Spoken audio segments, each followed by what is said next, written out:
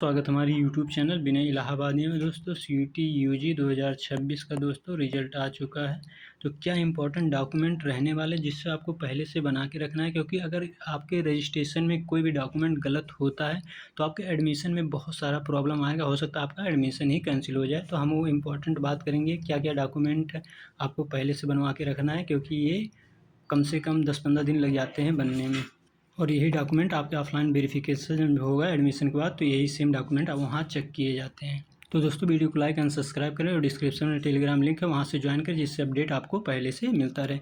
तो दोस्तों इसमें हम बात करेंगे, बहुत ही इंपॉर्टेंट है, ये इम्पॉर्टेंट नहीं उतना। तो दोस्तों पहला है कि आपके पास आईडी प्रूफ यानी कि आधार कार्ड आप सभी के पास होगा, और वोटर आईडी अगर नहीं है या पैन कार्ड नहीं है कोई दिक्कत नहीं है, आपके पास आधार कार्ड होना चाहिए। और आधार कार्ड में दोस्तों अगर अपडेट आप नहीं कराएं तो अपडेट करा लीजिएगा, आपका नंबर रहेगा तो ज़्यादा अच्छा रहेगा।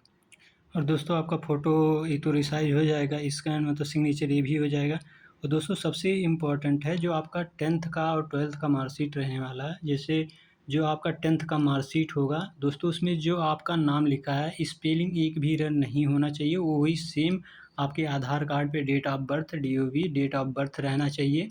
और सेम आपका स्पेलिंग जो नाम का स्पेलिंग है और फर्स्ट नेम लास्ट नेम जो है सब कुछ सेम रहना चाहिए, जैसे आधार पे हो वैसे आपके 10th के मार्कशीट में रहना चाहिए दोस्तों। अगर आपके आधार में वैसा नहीं है तो अपडेट करा लीजिए, 15 डे में अपडेट हो जाएगा। जैसा आपके 10th के मार्कशीट पे है वैसा ही रहना चाहिए। आपका फादर नाम है वो भी एकदम सेम रहना चाहिए जो आपके आधार पे है। और दोस्तों सेम इन्फॉर्मेशन या 12th के मार्कशीट है उसमें भी आपका नाम जो 10th में था, आपके फादर का नाम जो 10th में था, आपका नाम जो आधार में, सब कुछ एकदम इक्वल यानी एकदम सही से होना चाहिए। वो आपके 12th के मार्कशीट पे कोई भी डिफरेंस नहीं रहना चाहिए। अगर डिफरेंस आता है तो आपको एडमिशन में प्रॉब्लम होगा, तो इससे पहले मैं बता रहा हूँ कि आप सही करा लें। और ये भी दोस्तों बहुत इंपॉर्टेंट हो रहा है, 6 पॉइंट जो है आपका जो मोबाइल नंबर है, ईमेल आईडी, ये बहुत इंपॉर्टेंट है। जो एक्टिव हो, जो आपके पास हो, कि कोई भी ईमेल या कुछ भी जाए तो आपको पता चले, तो वो वही यूज करिएगा रजिस्ट्रेशन में जो आपको पास हो। OTP वेरिफिकेशन कई बार किया जाता है जब आप एडमिशन प्रोसेस में लेंगे, काउंसलिंग में लेंगे, बहुत सारे में इसका यूज है, तो आप अपना ही डालिएगा। और यहाँ ईमेल आईडी भी अपना डालिए, क्योंकि जो आपका कट ऑफ आएगा कि आपको फ़ीस पेमेंट कराओ ईमेल आईडी पे ही आता है। और दोस्तों अब बात कर लेते हैं, और सबसे ज़्यादा इम्पोर्टेंट है दोस्तों कैटेगरी सर्टिफिकेट। आप किसी भी कैटेगरी से हैं, SC category, ST, OBC, EWS, तो आपका दोस्तों जो बनेगा ये सेंट्रल का आप बनवाइएगा। इससे जो बच्चे यूपी के हैं तो उनका यूपी का सर्टिफिकेट अलग बनता है कास्ट का, लेकिन सेंट्रल का सभी बच्चे सेंट्रल कास्ट सर्टिफिकेट अपना बनवा लेंगे। जो OBC, SC, ST जो प्योर जनरल है उनकी कास्ट सर्टिफिकेट नहीं लगता है दोस्तों, लेकिन जो आप किसी कैटेगरी से जैसे SC, ST, OBC और EWS से हैं तो आपका कैटेगरी सर्टिफिकेट बहुत ही इंपॉर्टेंट हो जाता है, वो आपको बनवाना है सेंट्रल का। और दोस्तों जो कैंडिडेट PWBD हैं उनका सर्टिफिकेट तो बहुत ही ज़्यादा इंपॉर्टेंट है, क्योंकि उस सर्टिफिकेट के हिसाब से उनका उसी रिजर्वेशन में एडमिशन होता है। अब मोस्ट इम्पॉर्टेंट जो मैंडेटरी है आपके पास डॉक्यूमेंट होना ही चाहिए रजिस्ट्रेशन के लिए।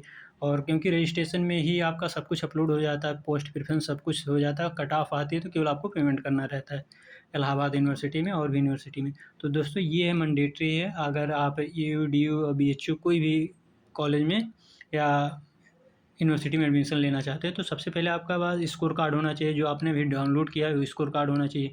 आपने जब CUT का फॉर्म फिल किया था तो आपको एक रिसीविंग मिला होगा जिसमें सब कुछ आपने क्या क्या भरा था उसमें दिया होगा, वो भी आपके एडमिशन में लगेगा। एंड एडमिशन में भी और रजिस्ट्रेशन में भी हमने बता ही दिया है कि 10th का मार्कशीट, आपका डेट ऑफ बर्थ, नेम और फादर नेम सब कुछ सेम रहना चाहिए। आपके 10th और 12th और आधार कार्ड में सब में सेम रहना चाहिए।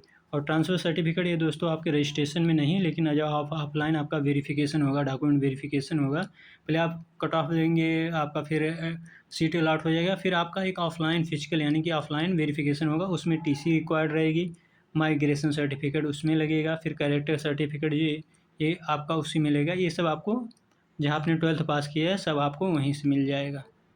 और जो बच्चे अगर गैप ईयर जिनका हो उनको एक गैप ईयर सर्टिफिकेट बनवाना होता है, आप अपने कचहरी से बनवाइए। 300-400 रुपये जो भी लगेंगे ऐसे ही लगेंगे, आपके कचहरी से बन जाएंगे दोस्तों, वो भी आप बनवा के रख लिए। जिन बच्चों का गैप ईयर है तो उनका गैप ईयर सर्टिफिकेट लगता है, बाकी कुछ नंबर आपका माइनस नहीं होता। आपका फ़ोटो हो गया, आपका आधार कार्ड हो गया, कैटेगरी सर्टिफिकेट हो गया, पहले हमने बता दिया है।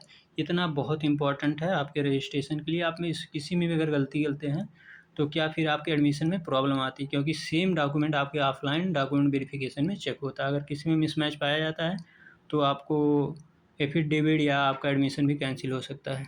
तो दोस्तों आपको क्या मिस्टेक नहीं करना है, क्योंकि अगर आप मिस्टेक करते हैं तो फिर इसका करेक्शन का विंडो ओपन नहीं होता है।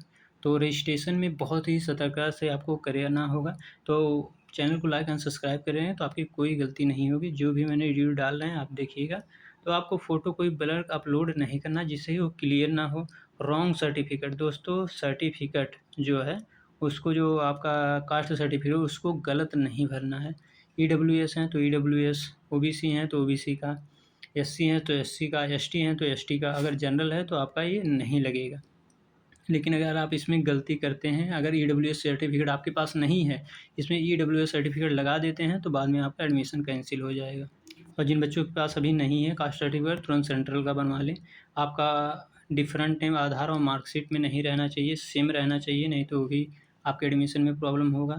आप मोबाइल नंबर दिए, एक्टिव रहना चाहिए, उस पर ओटीपी वेरिफिकेशन के लिए जाएगा। अगर काउंसलिंग में पार्टिसिपेट करेंगे या रजिस्ट्रेशन में तो वो आपका एक्टिव नंबर रहना चाहिए।